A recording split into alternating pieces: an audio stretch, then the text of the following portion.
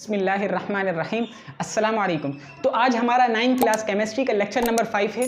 इस लेक्चर के स्टार्ट करने से पहले मैं आपसे दो इंपॉर्टेंट बातें डिस्कस करना चाहता हूँ।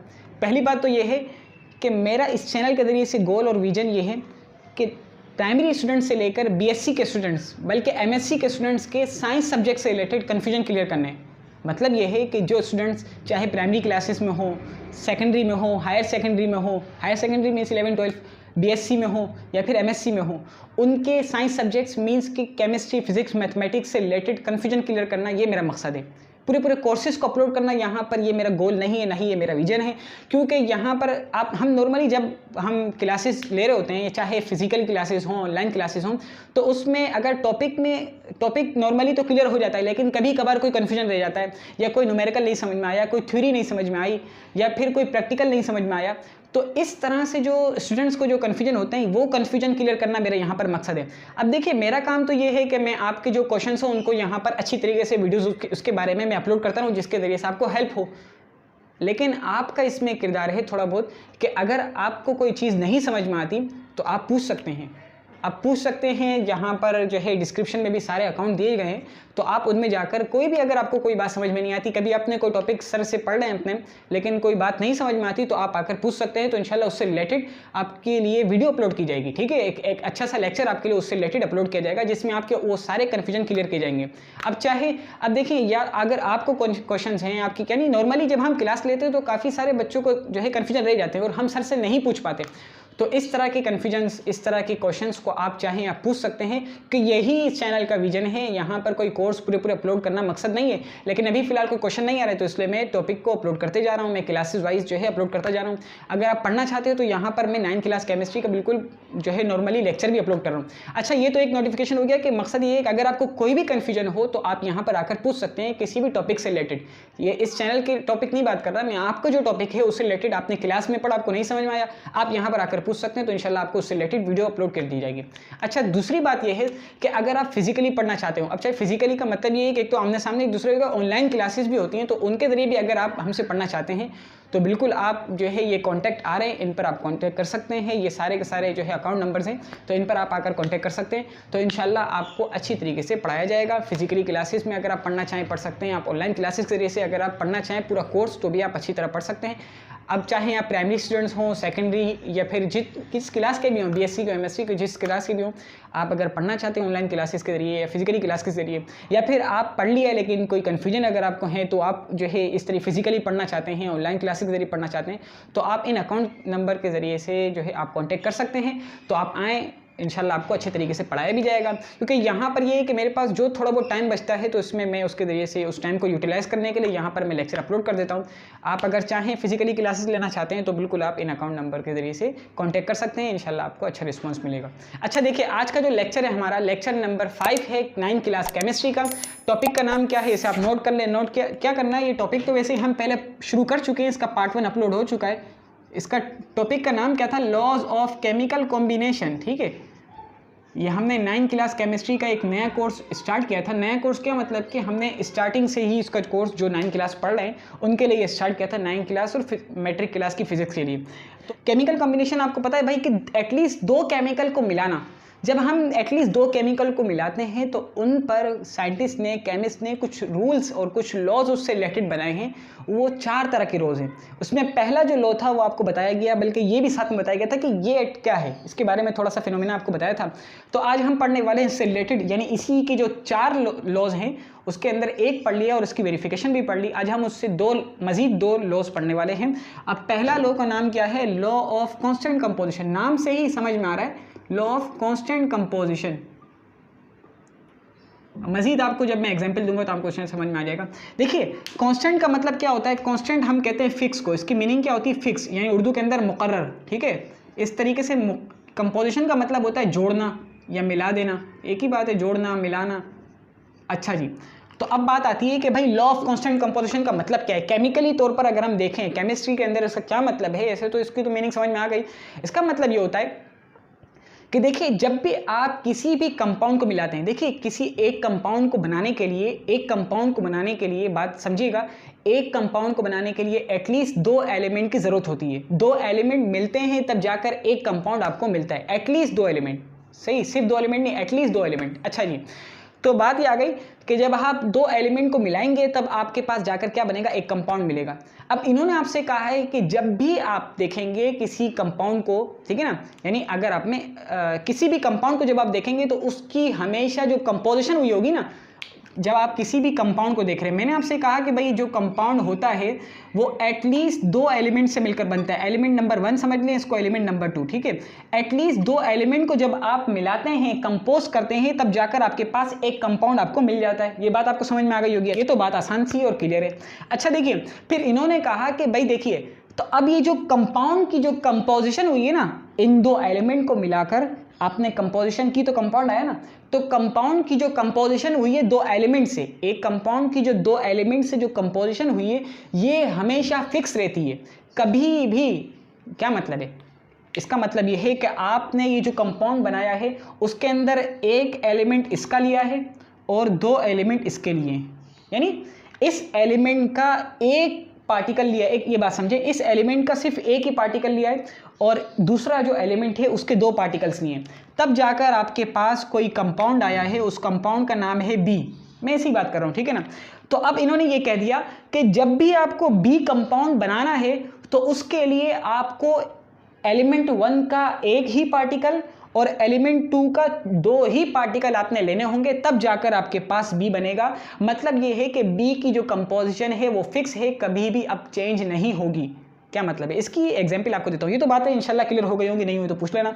अच्छा, इसकी एक आसान सी मैं आपको एग्जांपल देता हूँ। देखिए, आप देखते हैं भाई, पानी देखते हैं ना, वाटर मॉलिक्यूल्स जब आप देखते हैं, अब एक तो वाटर वो है जो आपको प्लांट्स में मिल रहा है, एक वाटर वो है जो ज़मीन से निकल रहा है, एक वाटर जो है आपकी बोरिंग से निकल रहा है, यानी ज़मीन से वही।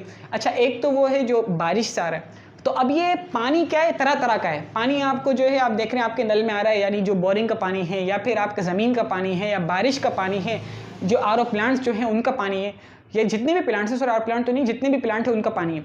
तो तरह तरह का पानी है, लेकिन जितने भी पानी है उसमें 2 एलिमेंट की कंपोजिशन है और वो कंपोजिशन हर तरह के पानी में सेम है, चाहे वो रेन वाटर हो, चाहे वो ज़मीन का पानी हो, चाहे वो आपके जो है टैप वाटर हो, किसी भी तरह का पानी होगा उसमें 2 एलिमेंट की कंपोजिशन है और वो 2 एलिमेंट फिक्स हैं। ऐसा नहीं है कि बारिश के पानी में उनकी कंपोजिशन चेंज हो जाती है, ऐसा कुछ भी नहीं है। जैसे मैं आपको एक एग्जांपल देता हूँ, ये मैं एक बात कर रहा हूँ वाटर की ना, मैं यहाँ पर लिखता हूँ, आपके पास जो कंपाउंड है ना वो है वाटर, जिसका मैं बी कह रहा था उसका नाम है वाटर। इसके अंदर कंपोजिशन होती है 2 एलिमेंट की। पहला एलिमेंट आपको पता है हाइड्रोजन होता है और दूसरा एलिमेंट आपको पता है ऑक्सीजन होता है।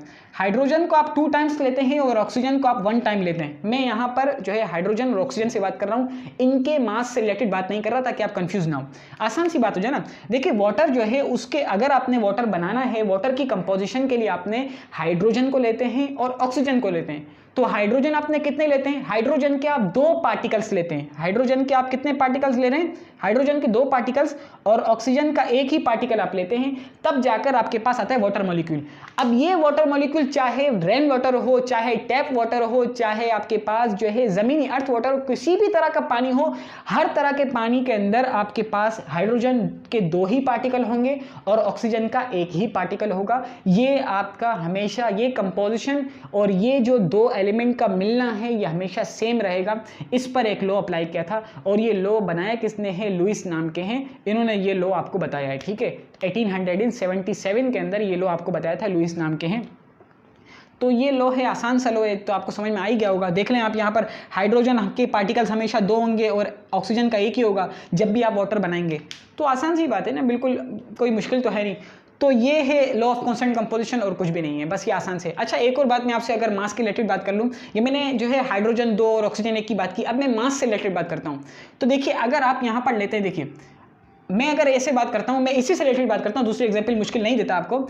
ये देखिए, अगर मैं क्या कर लूँ, हाइड्रोजन मैंने जो है 2 ले लिए और ऑक्सीजन भी मैंने क्या ये समझ लें, हाइड्रोजन मैंने जो है 2 की जगह पे 4 ले लिए और ऑक्सीजन मैंने क्या कर लिया, ऑक्सीजन मैंने 2 ले लिए, ठीक है ना। मुझे क्या करना था, हाइड्रोजन की जगह पर मुझे 2 लेने चाहिए थे, लेकिन मैंने हाइड्रोजन ले लिए हैं 4 और ऑक्सीजन ले लिए हैं मैंने 2 ले लिए। अब मुझे वाटर बनाना है, तो जब आप वाटर की कंपोजिशन जब आप करेंगे तो वाटर आपके पास H2O ही आएगा। यानी क्या मतलब है कि इसकी जो कंपोजिशन होगी, यानी वाटर मॉलिक्यूल जो होगा वो यहाँ से 2 हाइड्रोजन और यहाँ से 1 ऑक्सीजन से मिलकर बनेगा। लेकिन आपके पास 2 टाइम्स ऑफ वाटर बन जाएगा।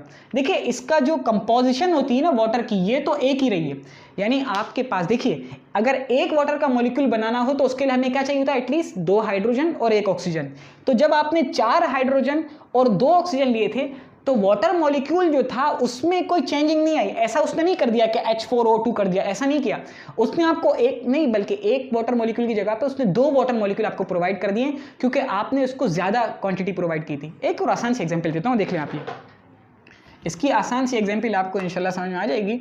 वो ये है कि आपने ये लिया लेड, इसको कहते हैं लेड कहते हैं, ये लेड, इसको इसी तरह लिखता हूँ लेड, और यहाँ पर आपने लिया सल्फर। लेड सल्फर आपने नाम सुना होगा, अगर नहीं सुना तो अभी सुन लें।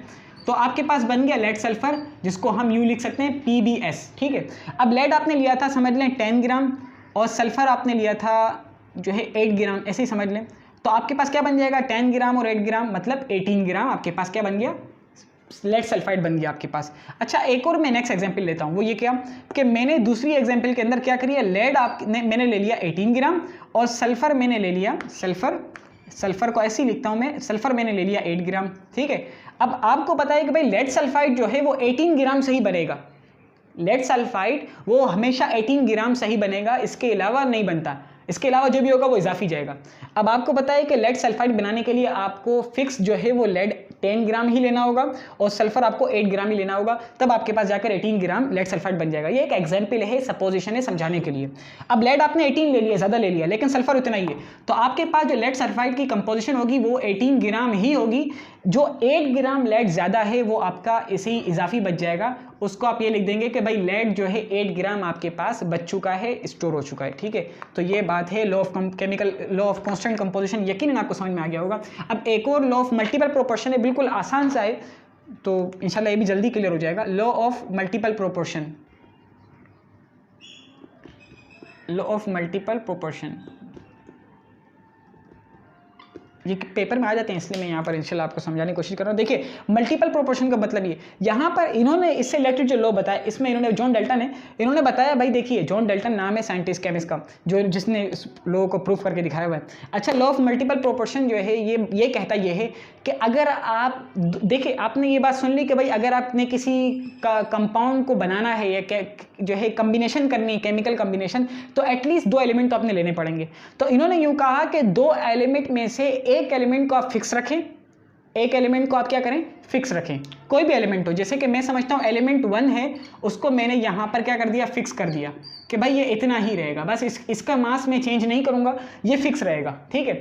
और एलिमेंट 2 जो है, एलिमेंट 2 उसके आप जो है उसके 2 टाइप्स ले लें। 2 टाइप्स का मतलब ये है कि एलिमेंट 2 के आप 2 तरह के मास ले लें, मैं बताता हूँ समझाऊंगा, ठीक है ना।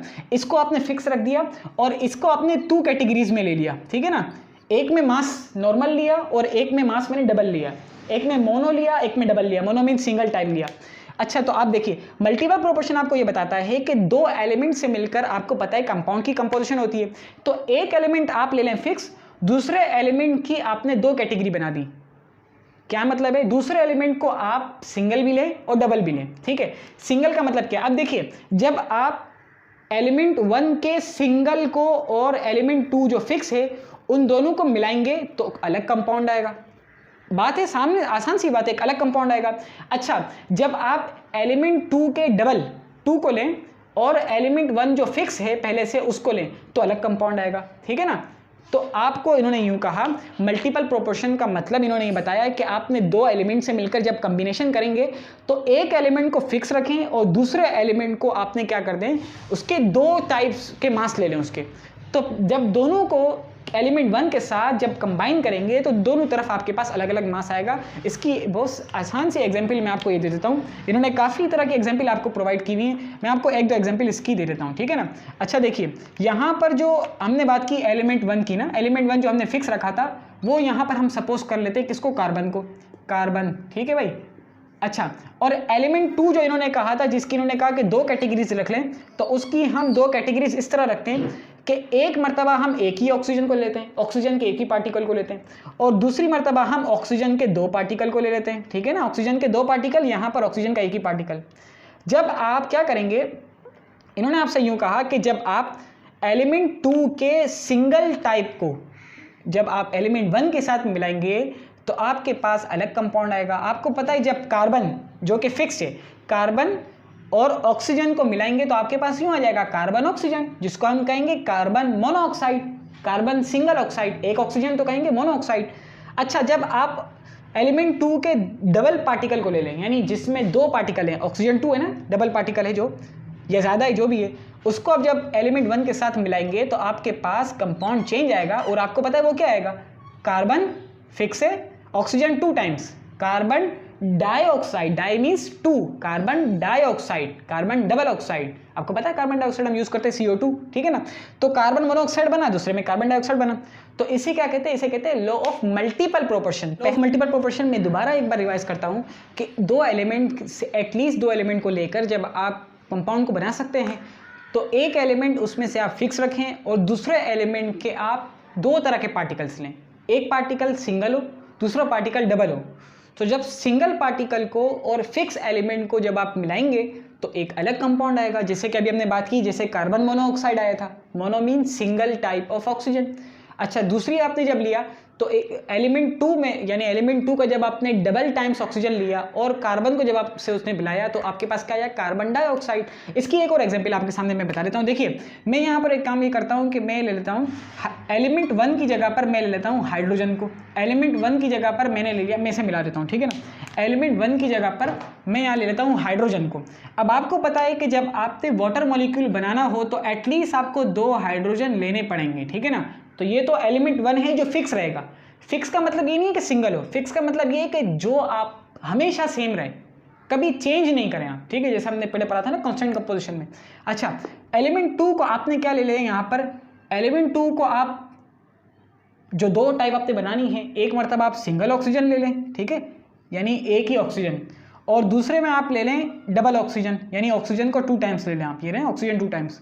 अब आपको पता है ये दूसरी टाइप है, एलिमेंट जो 1 है वो फिक्स है, एलिमेंट 2 के आपने 2 टाइप्स लिए, एक ही ऑक्सीजन, यानी ऑक्सीजन का एक ही पार्टिकल, दूसरे में ऑक्सीजन के 2 पार्टिकल्स। अच्छा, जब आप हाइड्रोजन को, यानी हाइड्रोजन जो 2 टाइम्स है, इसको और ऑक्सीजन को मिलाएंगे तो आपको पता है वाटर मॉलिक्यूल जो होता है वो क्या होता है, H2O, यानी 2 टाइम्स हाइड्रोजन 1 टाइम ऑक्सीजन। तो आपको पता है जब आप इन दोनों को मिलाएंगे तो आपको पता है आपके पास क्या कंपाउंड आएगा, H2O, यानी कि वाटर मॉलिक्यूल आएगा। लेकिन जब आप हाइड्रोजन के साथ डाइऑक्सीजन को मिलाएंगे आप, तो इस सूरत में आपको पता है क्या आएगा आपके पास कंपाउंड, H2O2 आएगा आपके पास। ये 2 हाइड्रोजन 2 ऑक्सीजन। तो इन्होंने आपसे क्या कहा था, देखिए इसको कहते हैं हाइड्रोजन पर ऑक्साइड। हाइड्रोजन पर ऑक्साइड क्यों कहते हैं, तो ये मैं आपको इंशाल्लाह नेक्स्ट टाइम बताऊंगा। बहुत आसान सी बात है, लेकिन अभी आपको समझ में नहीं आएगी तो इसलिए फ़ायदा नहीं है। अच्छा जी, तो मैं दोबारा आपसे कह दूं कि एलिमेंट 1 आपने फिक्स रखा था और एलिमेंट 2 के आपने 2 टाइप्स ली। फर्स्ट टाइप में आपने एक ही ऑक्सीजन लिया और दूसरे में आपने, देखिए एलिमेंट चेंज नहीं कर रहे हम, एलिमेंट का एक पार्टिकल ले रहे हैं और दूसरे में 2 पार्टिकल ले रहे हैं, यानी क्वांटिटी को बढ़ा रहे हैं आप, मल्टीपल टाइम्स बढ़ा रहे हैं। तो इसके नतीजे में आपको पता है आपके पास कंपाउंड चेंज आ रहा है। पहले में आपके पास आ रहा है वाटर मॉलिक्यूल, दूसरे में आपके पास आ रहा है हाइड्रोजन पर ऑक्साइड। दोनों अलग अलग एलिमेंट्स हैं, दोनों अलग अलग कंपाउंड हैं। अब कंपोजिशन में क्या किया आपने, कंपोजिशन में एक को फिक्स रखा है और दूसरे को मल्टीपल टाइम्स चेंज किया है। एलिमेंट चेंज नहीं किया, मल्टीपल टाइम्स में उसके पार्टिकल को चेंज किया है, यानी पहले में एक मरतबा लिया पार्टिकल को, दूसरे में 2 टाइम्स आपने पार्टिकल लिया। तो इस सूरत में आपके पास कंपाउंड चेंज आए, ठीक है। तो ये आपके पास ये क्या कहलाता है, देखिए एक तो ये होता है कि आप एलिमेंट ही चेंज कर दें तो भी चेंज आएगा, लेकिन एक आप ये है कि एलिमेंट के जो पार्टिकल्स हैं उनकी आप क्वांटिटी को चेंज कर दें, तब भी आपके पास अलग अलग तरह के कंपाउंड आएंगे, जैसे वाटर मॉलिक्यूल, हाइड्रोजन पर ऑक्साइड, या इससे पहले कार्बन मोनोऑक्साइड, कार्बन डाइऑक्साइड। तो ये चीज़ें हैं, इंशाल्लाह आपको यकीनन समझ में आ गया होगा। अगर नहीं समझ में आया तो पूछ सकते हैं, ठीक है। अच्छा, एक तो ये बात हो गई, यहाँ तक आपने देखा, इसके लिए आपका बहुत बहुत शुक्रिया। जज़ाकल्लाहु द बेस्ट। अल्लाह हाफ़िज़।